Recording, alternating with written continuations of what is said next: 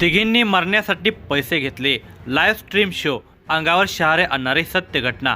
काळोखामध्ये रक्ताने माखलेली भिंत आणि मुलींचा आक्रोश, किंकाळ्या, रडणे आणि काही नराधमांचे विकृत हसणे असा अंगावर काटा मारणारा व्हिडिओ व्हायरल झाला आणि अर्जेंटिना देशामध्ये खळबळ माजली. हा चित्रपट वा रील्स असेल का अशी विचारणा होत होती. दरम्यान त्यातील एक तरुण धमकावत म्हणतो, गँगचा नियम तोडल्याची ही शिक्षा होती. जो माझे ड्रग चोरेल त्याचा अंजाम असाच होईल. याचा अर्थ काय याचा पोलीस शोध घेऊ लागले आणि उघड होत गेला क्रूर खेळ, जिथे 9 तरुणींना गोड बोलून नेण्यात आले आणि त्यांचा अमानुष छळ करून त्यांची हत्या करण्यात आली. भीतीने अंगावर काटा आणणाऱ्या या घटनेचा पुढील प्रमाणे सविस्तर वृत्तांत आहे. पण तत्पूर्वी तुम्ही जर ह्या चॅनलवर जर नवीन असाल तर प्लीज आपल्या या मराठी चॅनलला नक्की सबस्क्राईब करा. ब्युनॉस आयर्सच्या रात्रीचा आकाश त्या दिवशी काय वेगळंच वाटत होतं.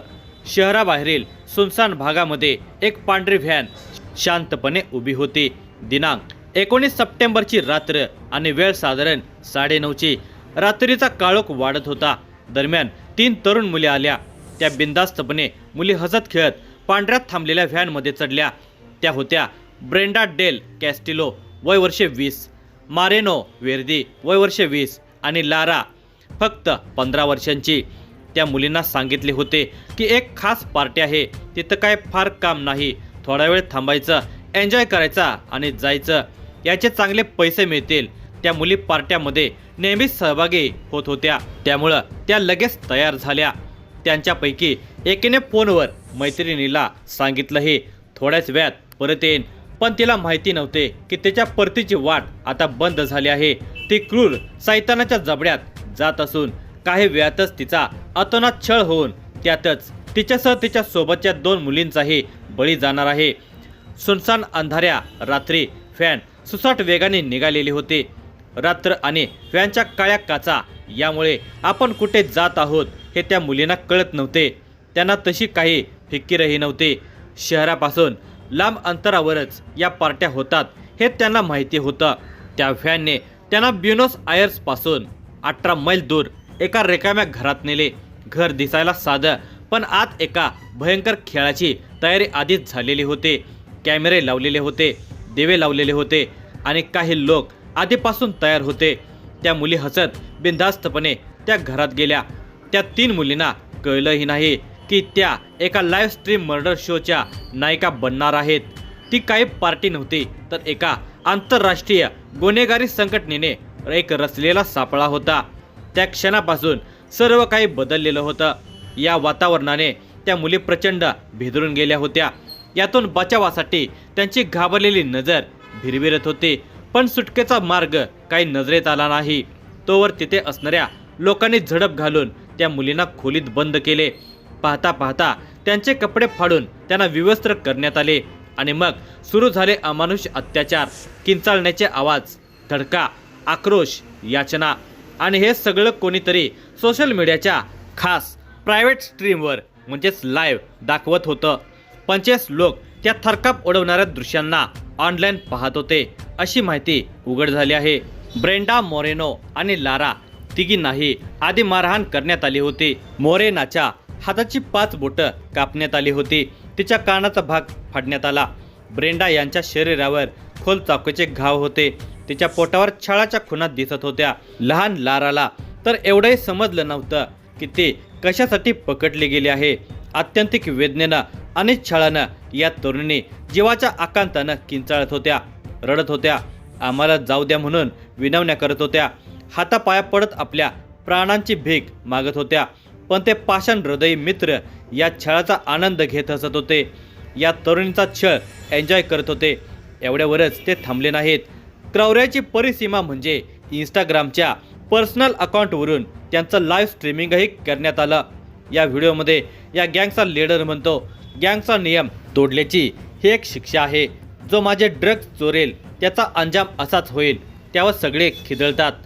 रात्रभर त्या तिघींना जीव जाईपर्यंत क्रूरपणे छळण्यात आले.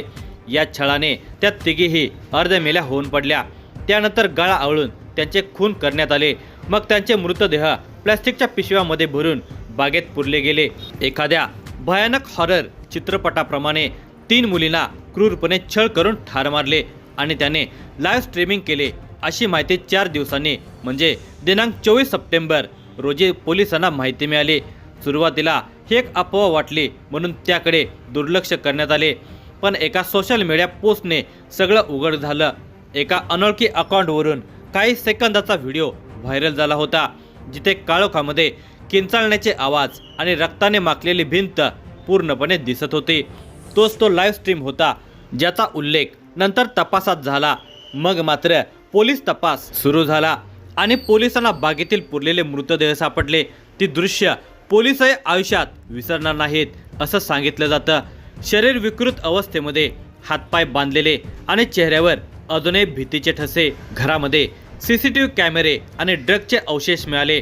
यातून उघड झालेल्या माहितीने ड्रग तस्करी, वर्चस्ववाद, दहशत निर्माण करण्यासाठी क्रूरतेची परिसीमा कशी गाठली जाते याचेच दर्शन घडले असून संतापाची लाट उसळली आहे।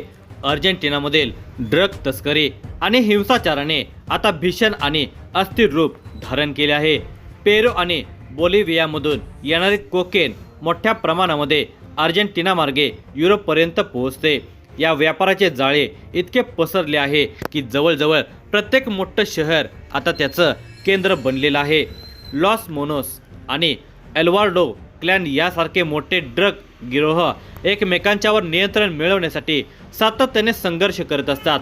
त्याचवेळी लहान स्तरावरील गुंडगिरी करणारे गट रस्त्यावरच ड्रगची विक्री, खंडणी आणि दहशत निर्माण करून स्वतःची सत्ता टिकवतात। सुरक्षा यंत्रणांकडून वारंवार छापे आणि कारवाई होत असली तरी सीमापार गुन्हेगारी नेटवर्क, भ्रष्टाचार आणि देखरेखीतील गंभीर त्रुटी यामुळे ही समस्या मुळासकट नष्ट होत नाही। पोलीस आणि प्रशासनाच्या प्रयत्नांपेक्षा तस्करांचे आणि गुन्हेगारी संघटनांचे पाय अधिक खोलवर रुजलेले आहेत। या तेहरी हत्याकांडानंतर देशभरामध्ये संतापाची लाट उसळलेली आहे। नागरिक आणि पीडितांच्या कुटुंबियांनी आता दोषींना कठोर शिक्षा द्यावी आणि सोशल मीडिया प्लॅटफॉर्मवर अशा प्रकारच्या निर्दय आणि क्रूर कंटेंटवर तत्काळ आणि कायमस्वरूपी बंदी घालावी अशी मागणी केली आहे। हे केवळ 3 मुलींचे प्रकरण नाही, तर अर्जेंटिनामधील कायदा आणि सुव्यवस्थेवरील विश्वासाचा प्रश्न बनलेला आहे। पोलिसांच्या माहितीनुसार या हत्याकांडाचा व्हिडिओ एका खाजगी इंस्टाग्राम अकाउंटवरून लाईव्ह स्ट्रीम करण्यात आलेला होता आणि त्या प्रसारणादरम्यान सुमारे 45 लोक तो थेट पाहत होते। ही बाब देशभरामध्ये संताप आणि भय निर्माण करणारी ठरली। मात्र दुसरीकडे इंस्टाग्रामची पॅरेंट कंपनी मेटा यांनी सांगितले की त्यांच्या तपासामध्ये अशा प्रकारच्या लाईव्ह स्ट्रीमचा कोणताही ठोस पुरावा सापडलेला नाही, परंतु ते अर्जेंटिनाच्या अधिकाऱ्यांसोबत पूर्ण सहकार्य करत आहेत।